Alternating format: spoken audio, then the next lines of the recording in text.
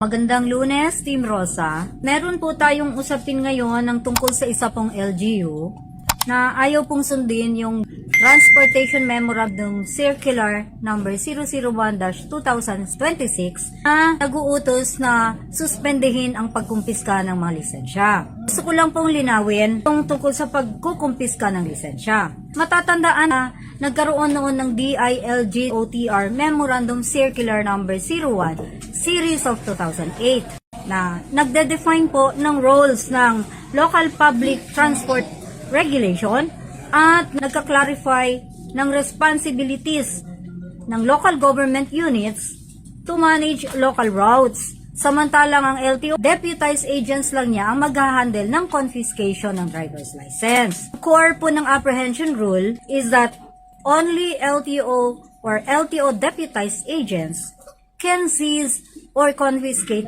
driver's license, even as yung LGU natin ay nagmamanage ng traffic and transport ordinances. Ito po ay nakaangkla sa Section 29 ng Republic Act 4136 na nag-grant sa LTO ng authority to confiscate licenses for various violation of traffic rules and regulations.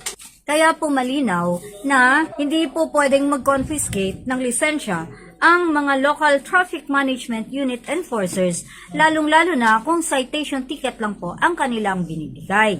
Ang tanong po dito, aling batas po ba ang masusunod? Yun po bang Republic Act 4136 na enacted by the Senate or yun pong ordinances na crafted po ng local government units?